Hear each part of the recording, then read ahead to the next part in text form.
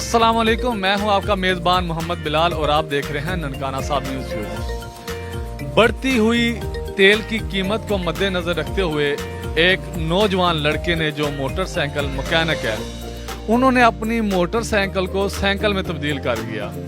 आइए उनसे पूछते हैं कि उसने ऐसा क्यों किया, उसके ज़हन में क्या ख्याल आया और ये किस तरह किया। आइए पूछते हैं।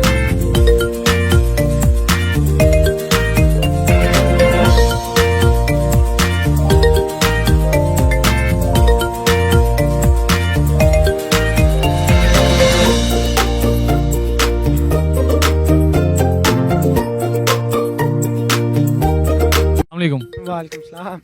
सर की हाल चाल? अल्हम्दुलिल्लाह करम अल्लाह। ਅਫੀਜ਼ ਭਾਈ ਮੈਨੂੰ ਦੱਸਿਆ ਜੇ ਤੁਹਾਡੇ ਜ਼ਿਹਨ ਵਿੱਚ ਇਹ ਕਿਸ ਤਰ੍ਹਾਂ ਖਿਆਲ ਆਇਆ ਮੋਟਰਸਾਈਕਲ ਨੂੰ ਸਾਈਕਲ ਬਣਾਉਣ ਦਾ?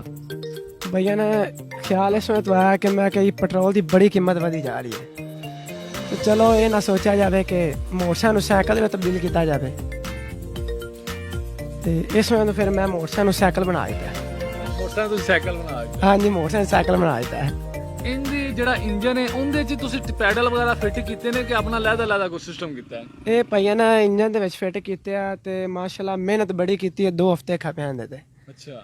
ਤੇ ਪਿੱਛੇ ਵੀਲ ਦੇ ਵਿੱਚ ਇੰਜਰ ਵੀ ਲਾਇਆ ਕਿ ਪੈਡਲ ਵੱਜਣ ਨਾ, ਤੇ ਸਪੀਡ ਵੀ ਅੱਛੀ ਖਾਸੀ ਹੈ। ਕਿੰਨੀ ਕੁ ਸਪੀਡ ਦੇ ਦਿੰਦੀ ਹੈ? ਤਕਰੀਬਨ 50 ਦੀ ਸਪੀਡ ਤੇ ਨਾਲ ਚਲੀ ਜਾਂਦੀ ਹੈ। ਤੁਹਾਡਾ ਇੱਕ ਦਿਨ ਦਾ ਮੋਟਰਸਾਈਕਲ ਤੇ ਕਿੰਨਾ ਖਰਚਾ ਸੀ ਜਿਹੜਾ ਹੁਣ ਬਚ ਰਿਹਾ? ਨਹੀਂ ਮਾਸ਼ਾਅੱਲਾ, ਹੁਣ ਅੱਗੇ ਤਾਂ ਖਰਚਾ ਕਿ ਮੈਂ 400-500 ਰੁਪਏ ਦਾ ਹੁੰਦਾ ਸੀ ਪੈਟਰੋਲ ਦਾ, ਤਾਂ ਹੁਣ ਬਚਤ ਹੀ ਹੈ। ਆਦਾ ਪੈਡਲ ਮਾਰੋ ਚਲਾਓ। ਇਹ ਤੁਹਾਨੂੰ ਖਿਆਲ ਕਿਵੇਂ ਖਿਆਲ ਕਿਵੇਂ ਆ ਗਿਆ ਕਿ ਮੈਨੂੰ ਕੰਮ ਕਰਨਾ ਚਾਹੀਦਾ? ਖਿਆਲ ਸਾਰੇ ਇੰਜ ਆਇਆ ਕਿ ਮੈਂ ਕਿਹਾ ਜੀ ਪੈਟਰੋਲ ਦੀ ਕੀਮਤ ਹੀ ਬੜੀ ਵਧੀਆ ਆ ਰਹੀ ਹੈ, ਤੇ ਕਿਉਂ ਨਾ ਚਲੋ ਫ੍ਰੀ ਚ ਸਵਾਰਨਾ ਚਾਹੀਦਾ। ਇਹ ਕਦੋਂ ਆਈਡੀਆ ਤੁਹਾਡੇ ਜ਼ਿਹਨ ਵਿੱਚ ਆਇਆ? ਇਹ ਤਕਰੀਬਨ ਹੋ ਗਿਆ ਮਹੀਨਾ ਕੁ, ਤੇ ਇਹਨੂੰ ਬਸ ਆਸਾ ਟਾਈਮ ਕਰਨ ਦੇ 2 ਹਫ਼ਤੇ ਲੱਗਿਆ ਇਹਨੂੰ ਤਿਆਰ ਕਰਨ ਦੇ। 2 ਹਫ਼ਤੇ ਲੱਗ ਗਏ ਤਿਆਰ? ਜੀ ਅਲਹਮਦੁਲਿਲਾ 2 ਹਫ਼ਤੇ ਲੱਗਿਆ ਤਿਆਰ ਕਰਨ। ਅੱਛਾ, ਮੈਨੂੰ ਦੱਸਿਆ ਜੇ ਕਿ ਇਹਦੇ ਤੋਂ ਤੁਹਾਡਾ ਖਰਚਾ ਕਿੰਨਾ ਆਇਆ? ਖਰਚਾ ਪਹਿਲੇ ਨੰਬਰ ਤੇ ਪਿਆ ਅਲਹਮਦੁਲਿਲਾ ਆਪ ਹੀ ਕਾਰੀਗਰ ਹਾਂ ਤੇ ਖੁਦ ਹੀ ਕੀਤਾ ਖਰਚਾ, ਕੀ ਕੋਈ ਹਿਸਾਬ ਨਹੀਂ ਕੀਤਾ।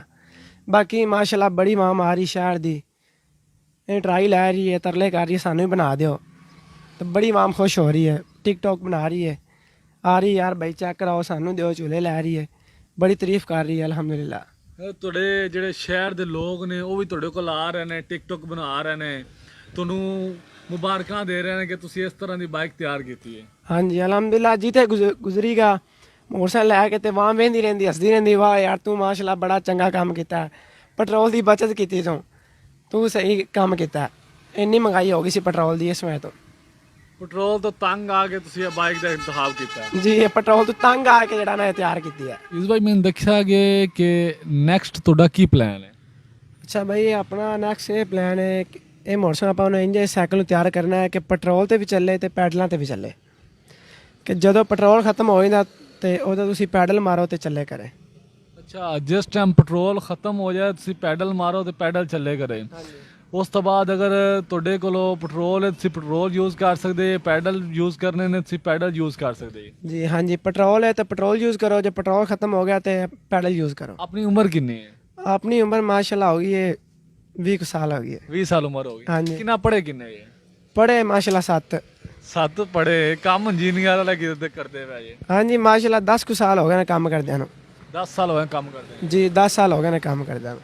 तो ये आपने सुना कि हफीज़ भाई ने पेट्रोल की बढ़ती हुई महंगाई को मद्देनज़र रखते हुए अपनी मोटरसाइकिल को साइकिल में तब्दील कर दिया। इसी के साथ अपने मेज़बान मोहम्मद बिलाल को दीजिए इजाज़त और देखते रहिए ननकाना साहब न्यूज़ व्यूज़।